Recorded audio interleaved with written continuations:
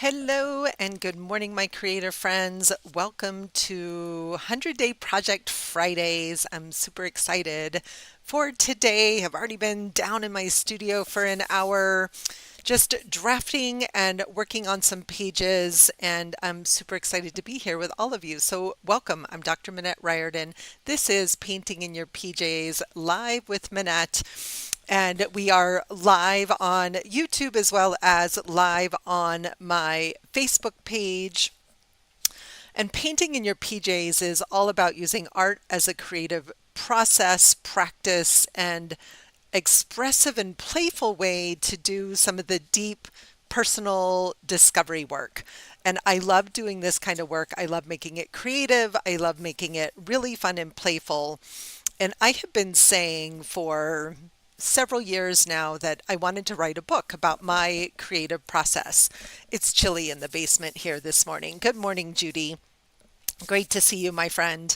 And I kept saying I was going to write a book, and I kept thinking about the book, and I kept writing outlines for the book, and nothing kind of landed. And then one of my mentors said to me, you need to approach this book differently than you normally approach it. And she was right. And she probably said that to me a year or even 2 years ago. So at one point, I drew where I thought I was going with the book in chalk on my concrete wall. You can still see some little bits of pink on the wall because now the chalk does not want to come off the concrete wall. And I have drafted a variety of outlines. And then something shifted this year for me and my vision of what I wanted the book to look like. And so when it was time, good morning, Cindy, Mary, Becky, welcome, welcome. When it was time to actually think about a project for the 100 Day Project. And if you're not familiar with what the 100 Day Project is, it's simply the act of committing to doing something creative every single day for 100 days. Good morning, Bonnie. And it's not about doing like a big painting. These painting take me days, weeks, sometimes even months if it's I'm being really pokey about it. And it's not even an hour like we spend here on YouTube in the morning. So it's looking at creativity through the lens of really baby bites. So maybe working on one project every day for 100 days or committing to 5 or 10 minutes of creativity. And it could be writing, movement, photography, painting, 100 Days of Dogs. I love that. Last year I did 100 Days of Animals, but this year my life is really full and busy in all the best ways. I have a lot going on in my business and it's all really exciting. So I knew I wanted to do something that felt a little bit more practical and useful, but still fun and creative because it's not fun. I'm just not going to do it. And even last year with the animals, I found myself needing to really change it up every few days to make it fun. So what I committed to doing myself, good morning, Yvonne, for the 100 Day Project was to draft the first version of my book and that I needed to draw my way through the book and not sit down and write a linear process. So I've actually created a whole treasure map, if you will, for the book. The book is based on my signature year-long group coaching program called Your Creative Renaissance. And it's going to start with a quiz, you guys. If you've been following me along, we've been working on the characters for the quiz, and I'm going to show you in a minute the final versions of some of that because I'm super, super happy with it. And I find myself just poking away, doing research, reading. So a lot of what I have to share isn't super glamorous yet, right? And part of the fun of the 100 Day Project is for people artists like myself that are in business, is that we use it a lot for marketing and visibility. But writing a book for me is very much an internal process. So I want to kind of show you where I'm at and what I've been up to, and then what I feel like I need to work on next this morning. So these are the final versions of the 4 characters from our quiz. So this is Clarissa, Andy, Anna, Indy, and Alani. Thank you very much to Blanca for helping me out with some of the names. And then these are their individual characters. So these are going to be the actual illustrations inside our automated quiz when we take the quiz. And Bonnie, this is going to get rolled out to Creative Renaissance people first for having a look at it. So hopefully in the next couple of weeks, we'll be getting this, a version of this going and shared with everybody. So I'm super excited. So this is a big part. And what I want to say about the 100-day project this time. So once I got to this point, this is kind of maybe the second or third version, but each of these have gone through probably 5 or 6 different sketches. So what I've noticed about the 100-day project, it's about commitment to my own practice and commitment to kind of, working on lots of drafts. So like I said, a lot of this isn't really pretty. I've started a new journal and I have notes and sketches and ideas. And then I got pulled off into some other projects and kind of stepped away from this a little bit. And this morning, I really want to get back to, and I've got, book notes from other people's books and ideas. Here's a draft of my characters, right? Here's some things I was playing with this morning. So when we talk about doing a bigger project like a book or a large canvas painting, don't underestimate the benefit of practice and play. And I say that because I was someone that always just wanted to dive in and get it done. And having lots of editing and iterations, I've never had a lot of patience for that. Thank goodness for other editors. So this will be my 4th book. And the other ones were really easy to write, right? I just kind of sat down and wrote them. And my brain has changed because I've been doing so much art, and my approach to teaching and sharing information has changed. So what I want to work on today are some drafts about one of my core areas of content, which have a lot to do with the program and the book. And I was looking for a couple of these sample pages. All the pages are kind of mixed up in here, which are our 6 keys of a creative renaissance. And I think that I have played with a couple of different pages, and I'm going to want a title page. So this will probably be a whole chapter in the book. So I want a title page. And then each of these 6 keys is also going to need a page. And I'm trying to make this book very interactive and more about getting people engaged and doing the work and getting them thinking rather than filling heads with a lot of information, because I don't believe that we need a ton of information anymore. Like, we all know a lot, but we need someone to ask us creative questions that help us look at our lives differently. So I'm going to play with a couple of pages today about this idea of the 6 keys. And then I was thinking, how can I make this a game and how can I make it fun? And I drew out some different versions.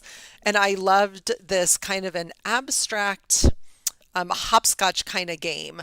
So the 6 keys of a creative renaissance, and I've talked about this on probably multiple episodes of my channel, are deep rest, deep play, deep work, deep experience. That's supposed to say deep connection and deep reflection. Don't know what happened to my pencil there. There we go. And no one tells us about these 6 keys. And really, these are the 6 keys to truly building a meaningful life, a life that is aligned with our values and our intentions and our goals, and a life that is filled with ease rather than stress. We're actually taught the opposite of these 6 keys a lot of times. So the first thing I want to do is to work on kind of drafting out the cover page for this book. And I'm really having a lot of fun sort of playing with this idea of what are often called sketch notes or sketch journaling, graphic recording, visual note taking. It's a way of sharing information that is more visual than textual, but always requires a combination of both words, of both words and, let's see if I can get back to that page, of both words and images. Because as human beings, we are visual people. We are visual people, and we're actually visual before we're verbal. We learn to be verbal. So I'm trying to create these, playful and fun ways to communicate and articulate information in a different way. And it's challenging. So I'm going to start drafting just a simple page here. And does anybody have any questions about sketchnoting? Are you familiar with it? There's tons of great stuff on Pinterest. How are you doing with your 100-day project? This is a great day to bring along your own project, and maybe if you're doing one, and maybe work ahead. So I'm going to have a title on the page, and I'm going to have an illustration of my 6 keys on the page. And I kind of want that to be contained a little bit in a box, and I can decide. I kind of like the idea of so my son created a fun graphic of a ring of keys. Good morning, Jackie. Great to see you. Haven't seen you in a while. Glad to have you back, my friend.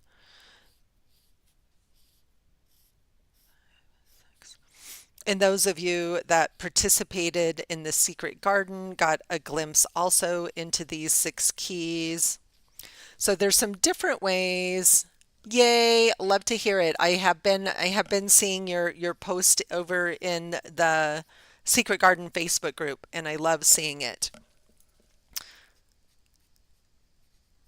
So I like the idea of kind of some, old-fashioned keys on a ring, and that we're always sort of carrying these keys with us, and that we can pull them out and decide what we need at any point in time. So I like the idea of having the whole ring of keys, and then also having an illustration of each of the keys individually. And I really love old-fashioned keys of all time. And so this is going to be the title.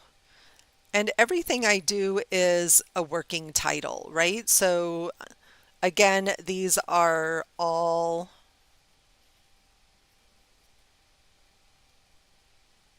draft illustrations. None of this is intended to be the final illustration. As I work on the book, one of the things that I'm mindful of is, where can I get better at lettering, right? Where can I be okay with my own handwriting?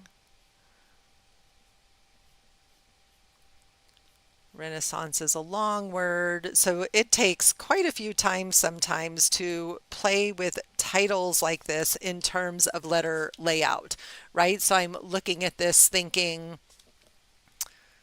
okay, do I really want this to be centered? So, I can come in and give myself some guidelines so it feels a little more even. Of course, my nice big eraser is on the other table where I was working.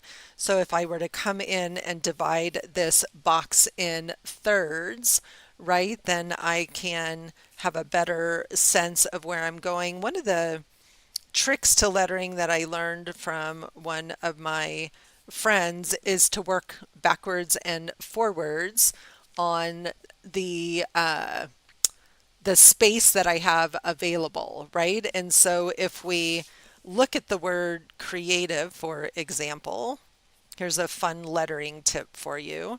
We've got 1, 2, 3, 4, 5, 6, 7, 8. So the middle of that is between the CREA and TIVE. So rather than writing a word left to right, which is our normal approach to writing, but when it comes to lettering and we want things to be a little more even and spaced out, we can write forwards and backwards. and then we make sure that what we're creating actually fits into the space. So again, I got these really spread out. This one is a little smushed in over here. So let's see if we can continue. So that font, I made that font a much wider font. I can decide if I like that. I could spend all my time today just working on lettering, and I don't want to get caught up on that, but that already looks a little bit better. I also like varying the size of the letters. We have lowercase here.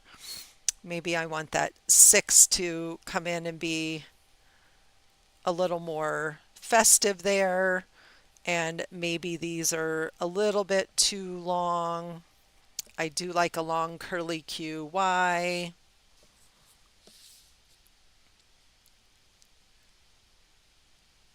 Oh, that's so fun, Carol. I love that. I met a pet photographer yesterday who does books of people and their pets as part of what she does. And she was doing something similar. She was looking for people with cats yesterday and inviting them to have a photo session with her and get them and their pets in the book, which I thought was a super fun idea. So here we've got 1, 2, 3, 4, 5, 6, 7, 8, 9, 10, 11, right? So 1, 2, 3, 4, 5. So the I actually needs to be right in the middle, and we're pretty close. So, this gives you an idea of if you want to create a fun sketch note style page in your own art journal. Again, it's a great way. It's a great practice for travel journaling. It's a great practice for just personal journaling and capturing information. And then when I was starting to think about what do I want people to know over here about the 6 keys, the thought that came to me this morning is that no one tells you about these keys. In fact, they tell you the opposite, but that these 6 keys are the secret to living a creative renaissance. I love this, Bonnie. Great discussion this morning. Questioning your idea of creative organization. You have organized your workroom enough to be able to access equipment and materials, but you need to address creativity in terms of art and craft. Going deeper for this challenge. Have a trouble with commitment, struggling with diverting attention. Yes. On the other hand, there's only so much organizing that can be done. And I love that you said the rest is maintenance. And we talk a lot in the Creative Renaissance program about commitment, and maintenance takes a lot of commitment. And I don't know about you guys, but the organizing is easy. The commitment to maintaining the organization is way harder for me personally. So I feel you, Bonnie. It's such a great question about, you can get everything set up perfectly, but then if you don't sustain that, what happens? Do we go right back to what I would term in my own studio creative chaos? So yeah, lots to think about. So I want to come back and I want to put these words. I want to tell you, this is what I want people to know. No one tells you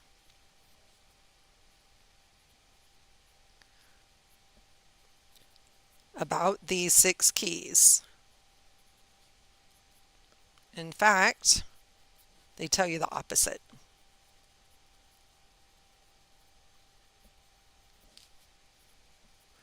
And so one of the ideas that I am playing with and toying with right now is the integration of my illustrations with typed copy. So for example, I might do the illustrations of this page, but this then it gets scanned in and this gets typed instead of handwritten, which makes the process a little bit faster, a little bit neater.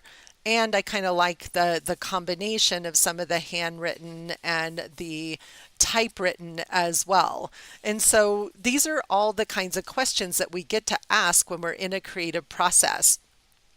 And this process that I'm going through with illustration is teaching me a lot, even about my own painting practice, because it's reminding me to do sketches, to do swatches, to do iterations, to do practice. And right now I'm super frustrated with this coyote that I'm painting, and I'm struggling with his face. And I'll get there, but I've already been through 4 or 5 iterations, right? And I have to remember that the iterations are an important part of the process. Your only studio rule is to clean up every night, no excuses, no matter how late it is. A daily gift to my future self. Oh my gosh, Jackie, I love that so much. That is beautiful. Okay, so no one tells you about these 6 keys. In fact, they tell you the opposite. But these keys are the secret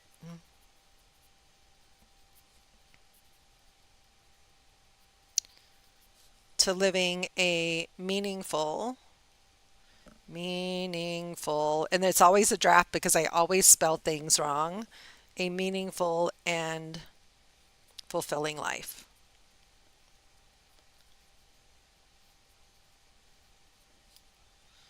And then I'm thinking, how can I, put some fun flourishes in some of these things, right? Like I want this to feel illustrated and lovely. And then I'm noticing, I have this space down here that feels like maybe some more text. So I've said what the 6 keys of a creative renaissance are not. So what are they, right? So I'm thinking this space down here is going to have to be a definition of what they are. And there's something about drawing my way through this rather than trying to write my way through this and being able to talk it through here. And I'm grateful for those that listen to these videos and to my crazy creative process, because I have discovered more and more over the last couple of years what a verbal processor I am. And the more I talk through these things, the clearer my ideas get. So when I draw, I talk through it, then the writing comes easy. And what I love about the 100-Day Project is I think it's a powerful way for us to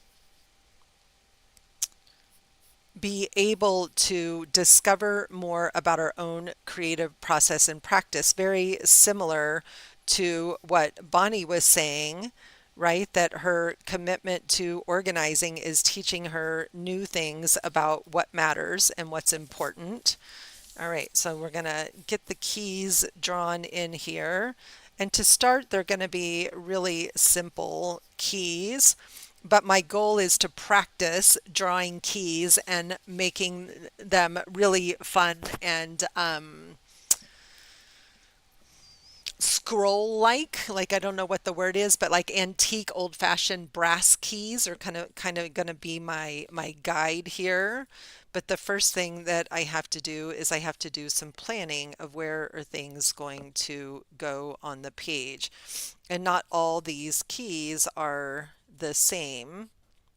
And like I said, I have a beautiful graphic illustration of this already that my son designed.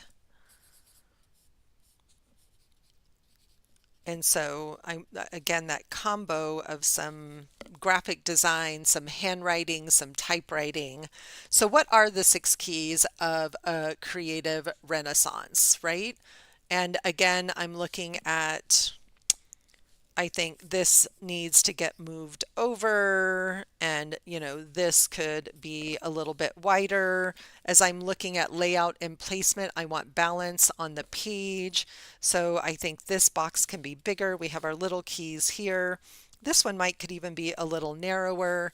And then down here, it's going to be definitely a little more formal definition of what the keys are. So the 6 keys are deep rest, deep reflection,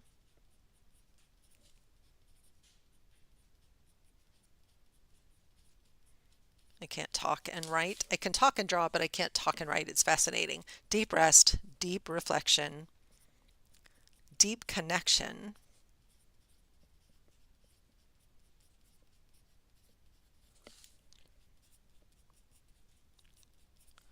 deep play,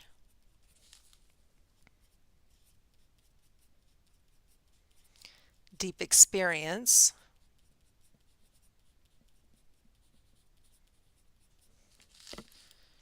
and deep work. And when I talk about work, I'm not talking about paid work. I'm talking about what's the work that we do in the world. So deep work could be writing, could be art making, it could be volunteerism, it could be leading a community, right? There's a lot of different ways to talk about deep work. For me right now, deep work is still about my career because I'm still actively working and desirous of creating communities. Also noticing that I really want this to get moved down and fit into this box. And Georgia has her toy up on the table and I don't know what she's doing. She's such a crazy cat. I think they have a sense that it's spring, although it's snowing today. So, it was spring yesterday and today it's snowing. Welcome to March in Colorado. And the kitties have been extra wild this week. All right, so I'm going to come back to this a little bit later, but I'm happy with this first draft of this design, and it allows me to be able to start to play with this page. So one of the ways that I want to play with this page is to practice drawing these keys and making these keys a little bit more fun. So like I said, my son had created a graphic design where he had all these kind of antique scroll looking key patterns that we found. I think he just found them all in Canva, and I want to practice drawing them, and they're even some of them kind of zentangly, which is kind of fun. This one was kind of a little bit heart shaped.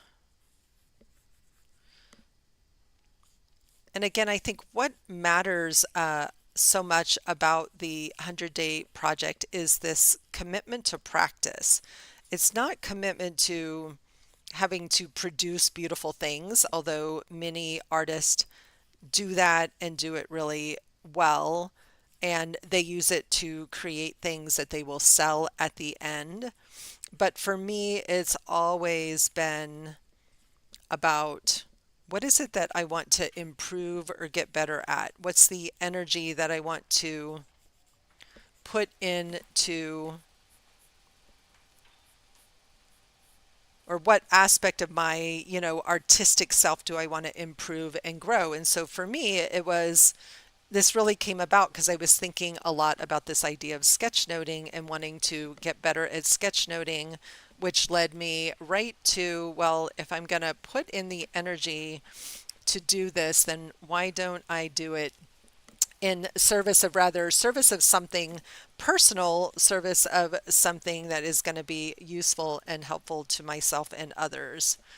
And these old keys are really cool and have really amazing designs. And so I'm looking right now at an image. You guys can't see them, but an image of the keys.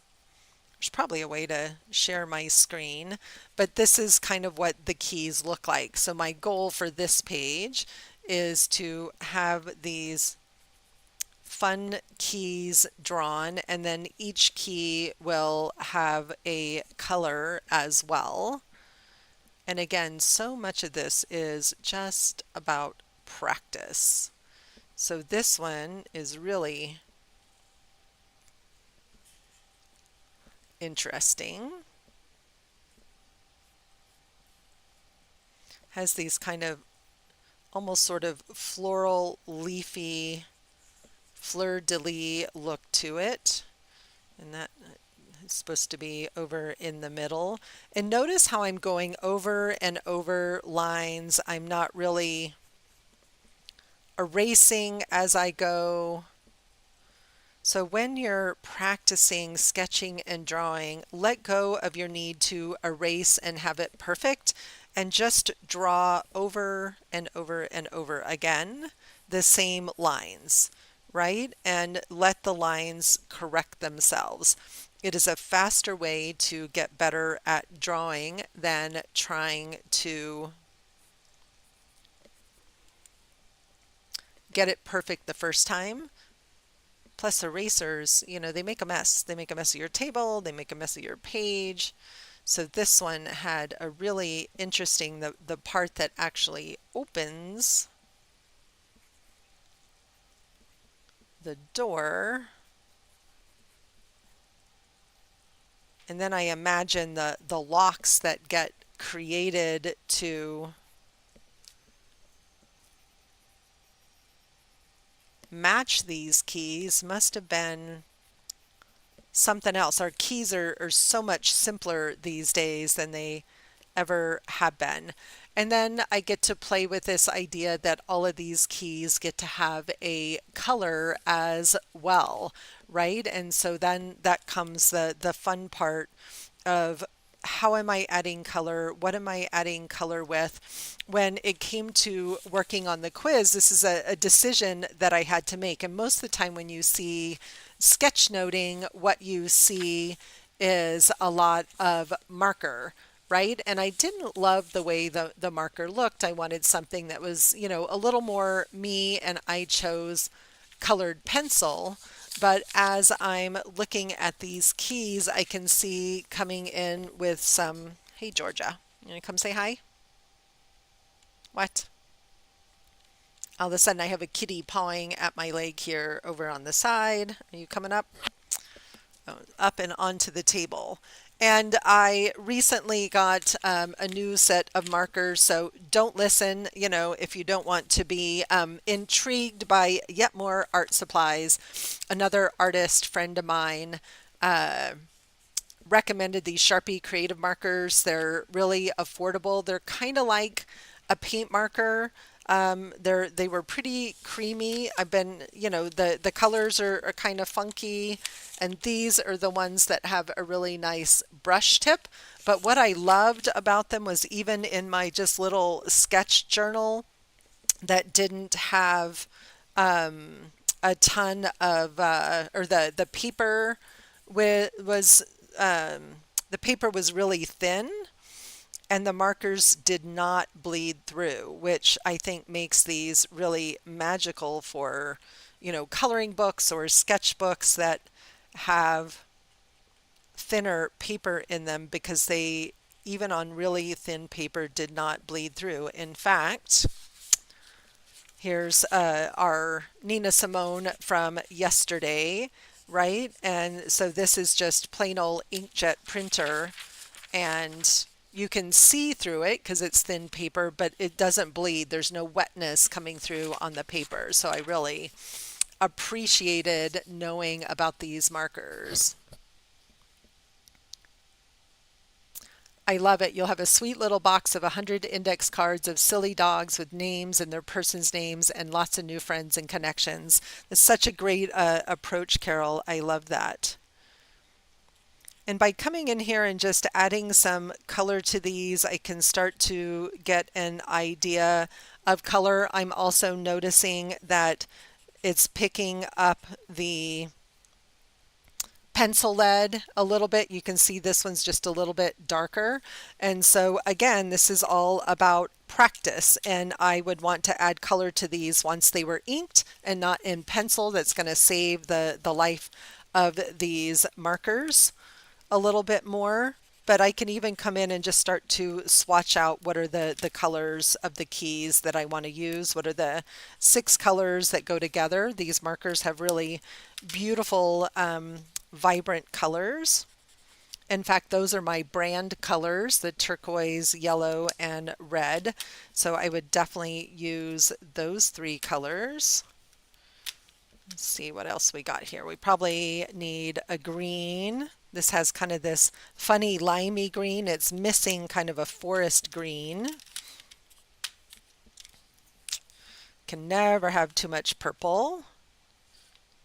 And there's my 6 colors, right? So this purple is a little bold. If I were using this set of markers, I'm noticing that it's not quite the same.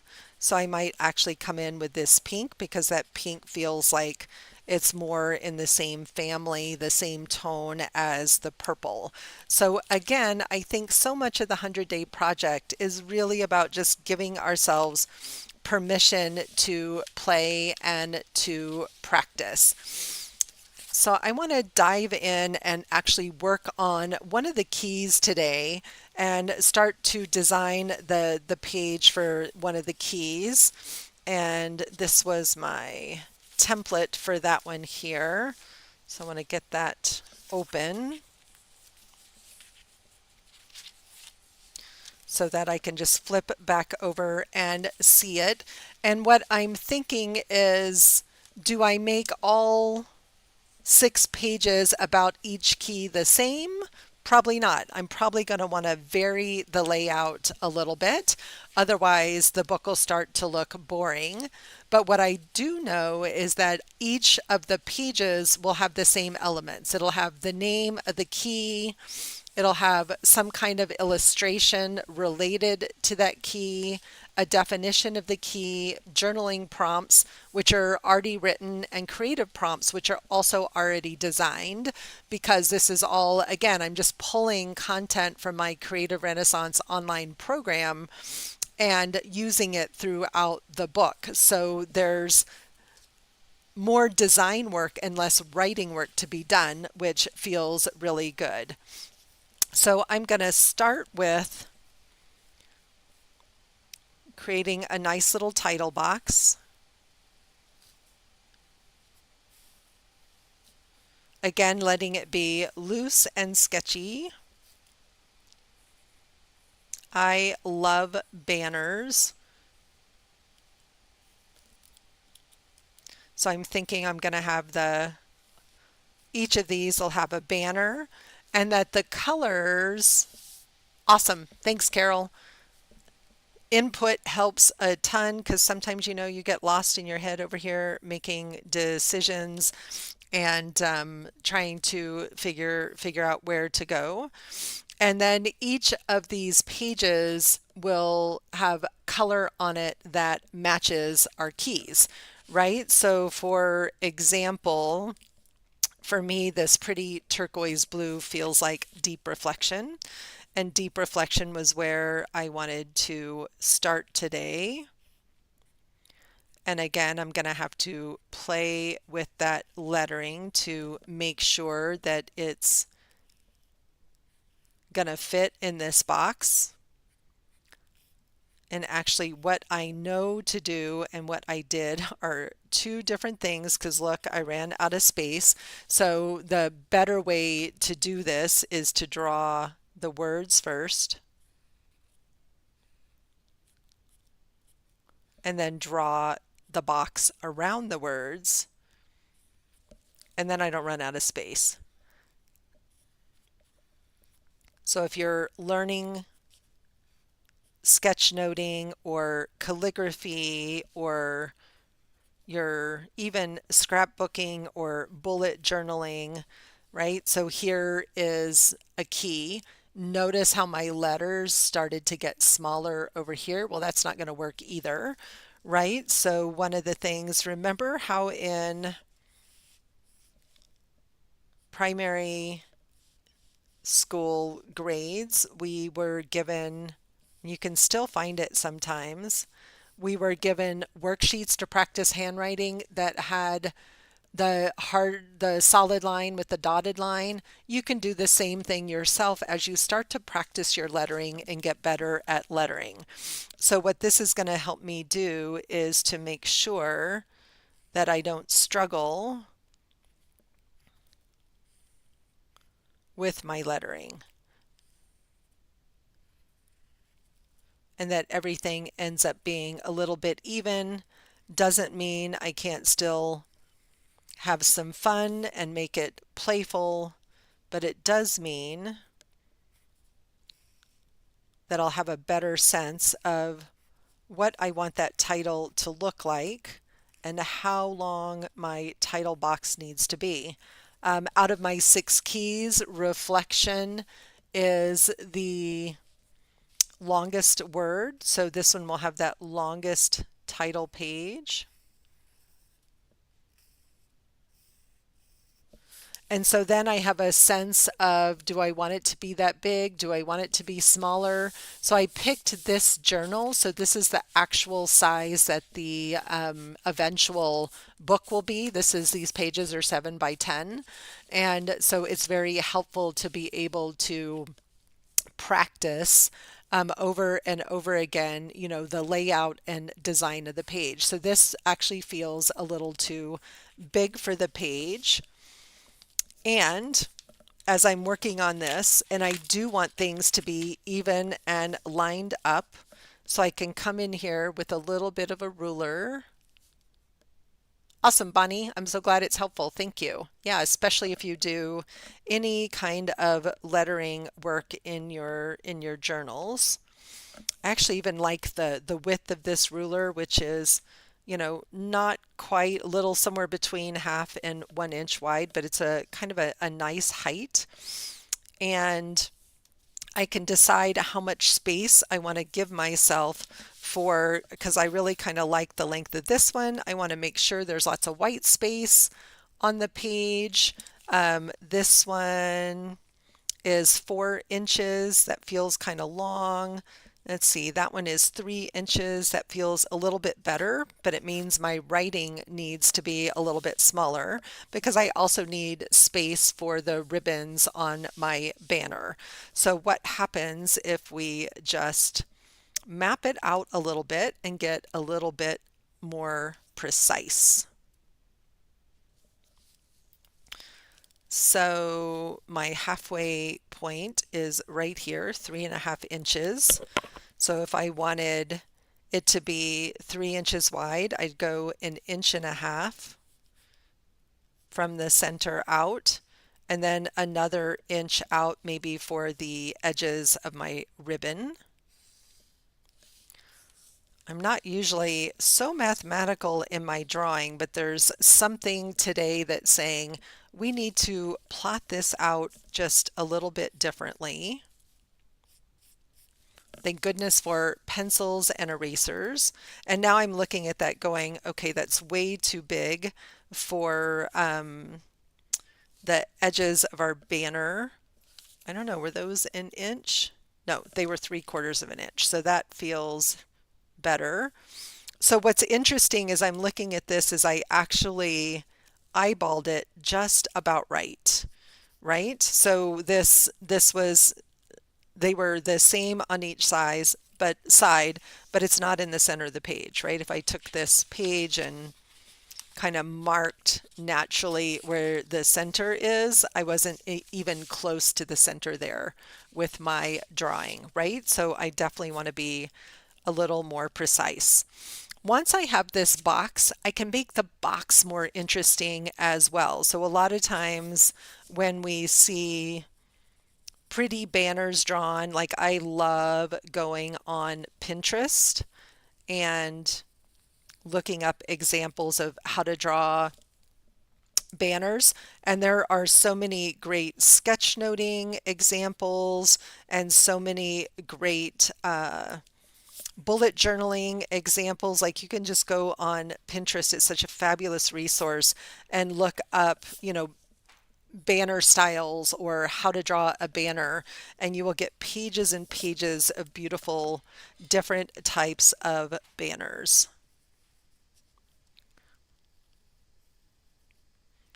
And then I want this one to maybe be a little more whimsical, a little more hand-drawn, take away some of the precision of that, but still noticing, right, that I want things to be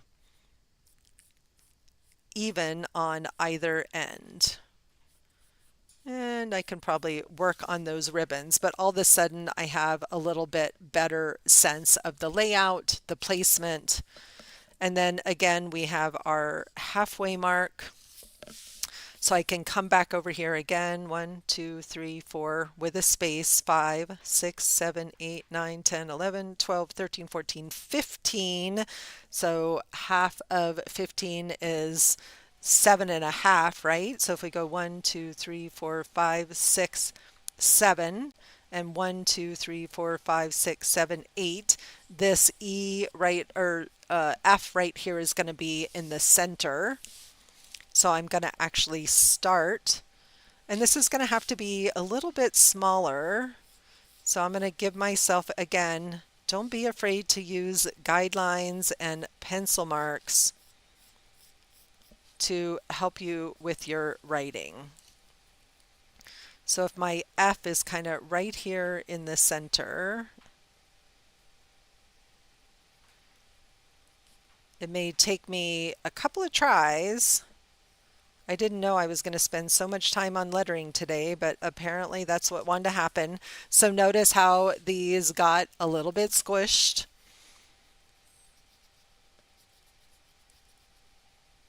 And if I remember what my friend Andrea taught me, that I want to work back and forth.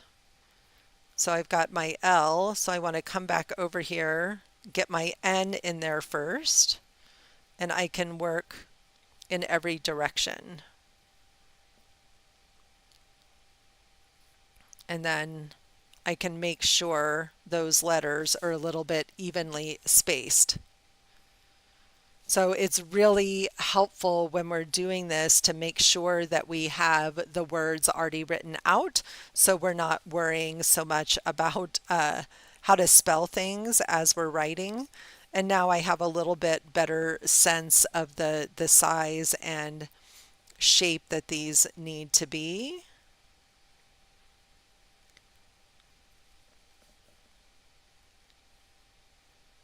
And I'm still going to end up squishing my deep in there. So my letters are still too big.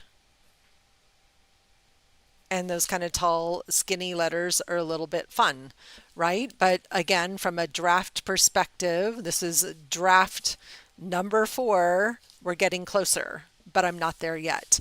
So I'm just going to have to keep playing with this lettering style. When I think from an illustration perspective about deep reflection, the image that popped into my head is someone perhaps sitting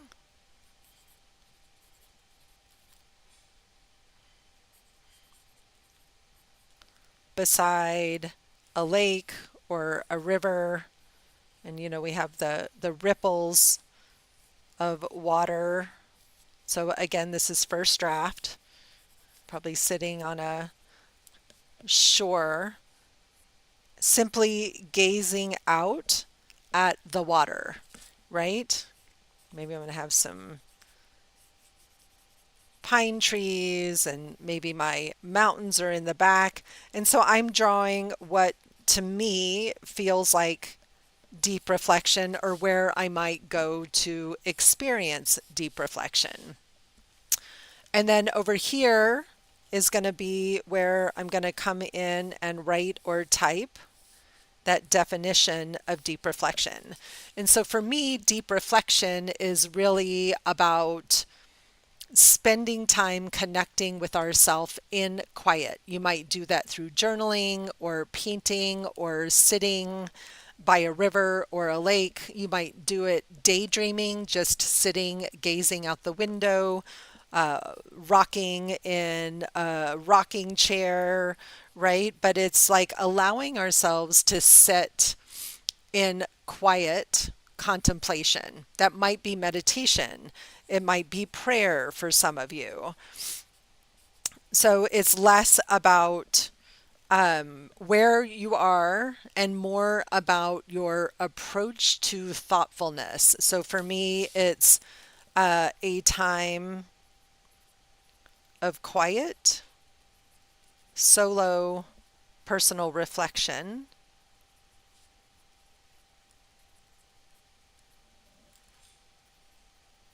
without interruptions,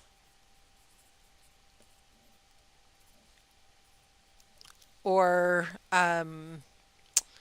input is one way to say it. So you're not watching TV, you're not listening to music. For me, it often involves a combination of quiet time spent sitting, and then for me, I would be sitting here with a journal doing some writing to help noodle through my thoughts or doodle through my thoughts. And then down here would be some of the journaling prompts.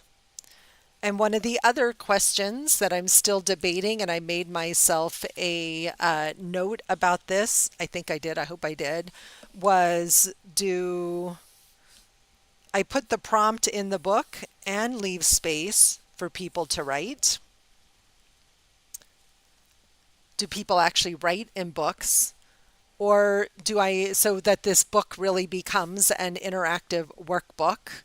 Or do I just put the prompts in here and say, go find your favorite journal and make it happen?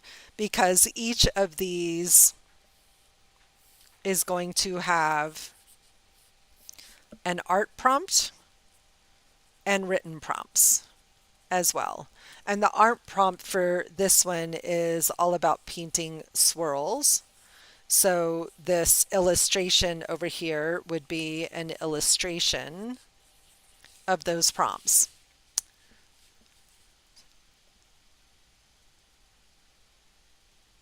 And what I'm thinking is maybe this is the left page in the book, and then the right page in the book, going through lots of pencil lead here, right? So this one is the right page.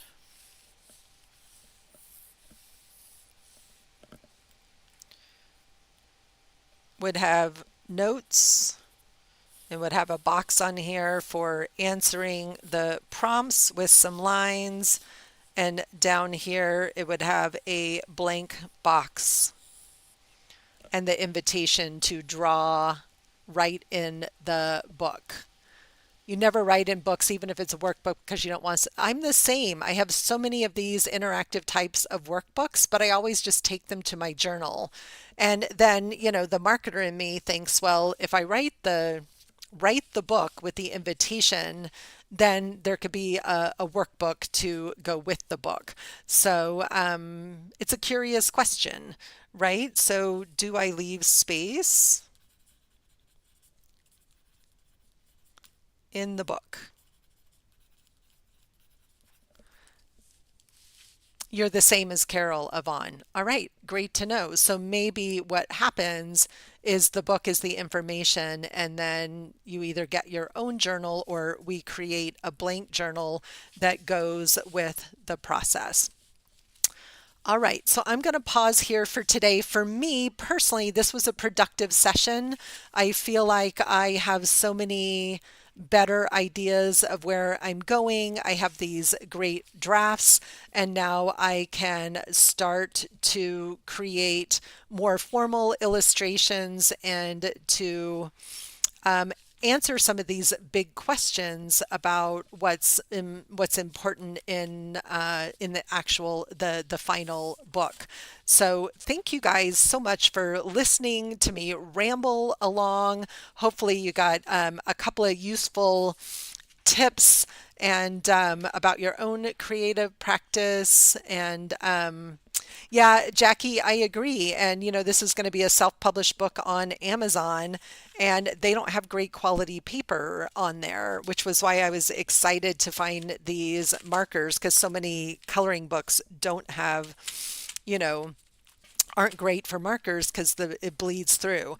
So because this would, not be on art paper, I probably wouldn't want to write in it. So that is a lot to do. Hi, Mom. Good morning. We're just finishing up here, and but I love that you're here to say good morning and hello. I love you. I am actually off to have breakfast with a girlfriend and then I have coffee with another friend. Happy International Women's Day today. So hopefully you're doing something today to celebrate yourself or to honor and celebrate other women and enjoy this wonderful magical day. So, Carol, here they are. They're Sharpie creative markers. Sharpie creative markers. And I found them on Amazon. They come in a bullet tip and they come in a fine tip. And this is the bullet tip, but it actually does some really nice fine lines as well. So Sharpie Creative Markers were the name of the markers. And yeah, it's always a treat to get fun new markers. Thanks everyone. Thanks for listening in. Thanks for catching the replay or joining me live.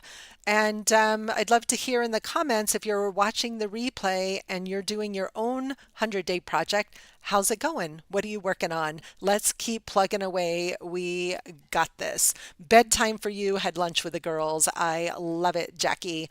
Thank you guys so much, and I will see you all soon. Bye, everybody.